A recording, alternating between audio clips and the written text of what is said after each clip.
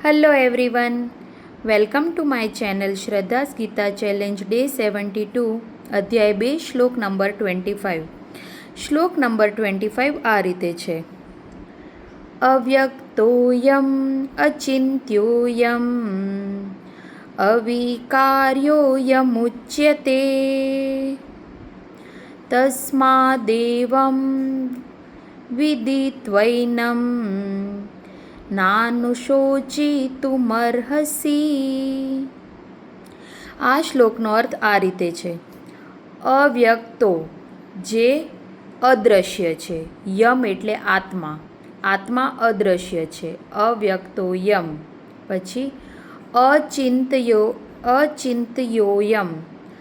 અચિંત્ય છે, જે વિચારી શકાય નહીં, જે આપણા વિચારોથી આપની કલ્પનાથી પર છે. યમ એટલે આત્મા જે અચિંત્ય છે, બરાબર છે. પછી અવિકાર્યો એટલે જે અપરિવર્તનશીલ છે, યમ એટલે આત્મા અપરિવર્તનશીલ છે, ઉચ્યતે કહેવામાં આવે છે, બરાબર છે. તસ્માદ તો પછી, તસ્માદ દેવમ શા માટે, વિદિત્વૈનમ એટલે જાણ્યા પછી, તસ્માદેવમ વિદિત્વૈનમ નાનુશોચિંતુ એટલે શોક કરવા માટે, મર્હતિ કે યોગ્ય છે ખરું. એટલે ભગવાન આ શ્લોકમાં અર્જુનને શું કહે છે કે આત્મા એ અદૃશ્ય છે, અચિંત્ય છે, અપરિવર્તનશીલ છે. તો પછી આ શરીરના નાશથી શોક થવાનું કારણ શું? આ જાણ્યા પછી શરીરના નાશ થવાથી શોક થવાનું કારણ શું છે? આવું ભગવાન અર્જુનને આ શ્લોકમાં કહી રહ્યા છે. અવ્યક્તોયમ એટલે અદૃશ્ય છે. આપણે આંખોથી આત્માને જોઈ શકતા નથી. ભૌતિક વસ્તુને આપણે જોઈ શકીએ છીએ, જે આપણે આંખ, કાન, નાક બધી વસ્તુ, સૂંઘવું, સાંભળવું, જોવું, ભૌતિક વસ્તુ જે આપણે સ્પર્શી શકીએ, સાંભળી શકીએ. પરંતુ આત્મા એટલી સૂક્ષ્મ છે કે આપણે કહીએ ને કે એકદમ વૈજ્ઞાનિક દ્રષ્ટિએ આપણે સૂક્ષ્મથી સૂક્ષ્મ વસ્તુ પણ જો જોઈ શકતા હોય ને તો પણ આત્મા નથી જોઈ શકાતી હોતી, બરાબર છે. એટલે એકદમ સૂક્ષ્મ છે, બરાબર છે. બીજું, આત્મા અચિંત્ય છે એટલે આપણા વિચારોથી પર છે. આપણે એને વિચારી જ ના, કલ્પના પણ ના કરી શકીએ. આપણે જ્યારે કોઈ પણ નવી વસ્તુ વિચારીએ ને તો એ આપણે ભૂતકાળને વસ્તુ જે જોઈ હોય એને આપણે ધ્યાનમાં રાખીને કલ્પના કરતા હોઈએ છીએ. એટલે આઉટ ઓફ બોક્સથી પણ પર એવું કહી શકીએ આપણે એમ કે આ આપણી કલ્પનાની બહારની વસ્તુ છે, એ અચિંત્ય છે. આત્મા એક એવો વિશ્વ, આત્મા અને પરમાત્મા બે વસ્તુ કહીએ ને લોજિકલ વિચારવાથી નહીં સમજાય, પરંતુ અનુભવવાથી સમજવાની વસ્તુ છે. એટલે સેલ્ફ રિયલાઇઝેશનથી જ આ વસ્તુ આપણને ખ્યાલ આવે છે. બાકી લોજિકથી આપણે આ વસ્તુ સમજી નથી શકતા, બરાબર છે. એટલે અચિંત્ય છે. પછી અવિકાર્ય એટલે અપરિવર્તનશીલ છે. આપણી શરીરની અવસ્થા 6 સ્ટેજમાંથી પસાર થાય છે. જન્મવું, અસ્તિત્વ ટકાવવું, વધવું, ઘટવું, નાશ પામવું, બરાબર છે. વચ્ચે સ્થિર રહેવું, ઘટવું, નાશ પામવું.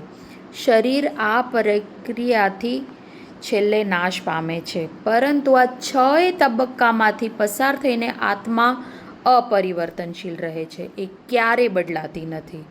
ભવિષ્ય, ભૂતકાળ કે વર્તમાન કાળમાં હંમેશા સ્થિર છે. ચૈતન્ય આપણા શરીરમાં, આત્માના કારણે જ આપણા શરીરમાં ચૈતન્ય આવે છે, બરાબર છે. વૈજ્ઞાનિકો પણ ઘણીવાર આત્માને પકડવા માટે ઘણા પ્રયોગો કરી ચૂક્યા છે, પરંતુ આત્મા એટલી સૂક્ષ્મ છે કે કોઈ વસ્તુ એને જોઈ શકતું નથી કે પકડી શકતું નથી. એટલે આપણે આટલું બધું જાણ્યા પછી પણ આપણે આ શરીરના નાશ થવાનો શોખ તું શા માટે કરે છે અર્જુન? અર્જુનને શેનો શોખ હતો? કે હું મારા વડીલોને કે મારા ભાઈઓને મારી નાખીશ. પરંતુ ભગવાને એને કેટલું ડીપમાં સમજાવ્યું કે તું ભીષ્મ પિતામહના શરીરને, આ પંચમહાભૂત તત્વોથી બનેલા શરીરને તું મારી શકીશ, આત્માને કંઈ જ ના કરી શકે તું. તારી તાકાત નથી, કોઈની તાકાત નથી. તો તું આ શરીરનો હવે તો તને સમજ પડી છે ને, તો હવે તારે આ શોક કરવો યોગ્ય છે ખરો? આ વાત અર્જુનને આમાં કહી રહ્યા છે ભગવાન. બરાબર છે. અને આપણા જીવન માટે આ શ્લોક કેટલો મહત્ત્વનો છે. આપણને આ શ્લોક શું સમજાવી જાય છે કે જ્યારે પણ આપણા જીવનમાં કોઈ પણ તકલીફ આવે, સુખ દુઃખ, માન અપમાન, ત્યારે આપણે આ વસ્તુની સમજ હશે તો આ શરીરને બધી અસર કરે છે. દુઃખ સુખ માન અપમાન બદલાઈ જશે, આ પરિસ્થિતિ બદલાઈ જશે. પરંતુ ગમે એ પરિસ્થિતિમાં મારી અંદર રહેલું ચૈતન્ય તત્વને હું શાંત રાખીશ.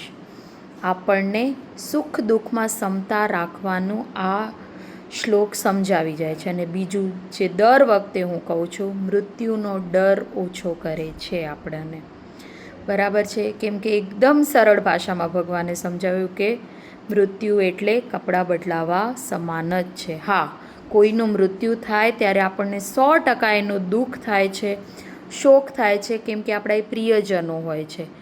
પરંતુ એ શોકમાં હું પડી ના ભાંગું, એ વસ્તુની સમજ આપણને આ કહી જાય છે.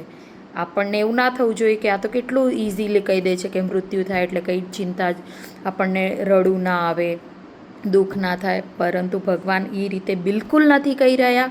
એ વાત આપણે ખાસ સમજવાની છે. મૃત્યુ કોઈના, આપણા પ્રિયજનના મૃત્યુથી 100% આપણને દુઃખ થવાનું છે, પરંતુ એ પરિસ્થિતિમાં હું પડી ના ભાંગું, એ વાત આમાં ભગવાન સમજાવવા માંગે છે. કારણ કે એ મૃત્યુ થવાથી એનું વ્યક્તિનો નાશ નથી થતો, એના અંદર રહેલા ચેતનનો તત્વનો નાશ નથી થતો. ભગવાન આપણને આ વાત સમજાવી રહ્યા છે. તો તમને આ શ્લોક કેવો લાગ્યો? ગમ્યો હોય તો ચોક્કસ મારા ચેનલને લાઈક કરો, મારા ચેનલને સબસ્ક્રાઈબ કરો. Thank you.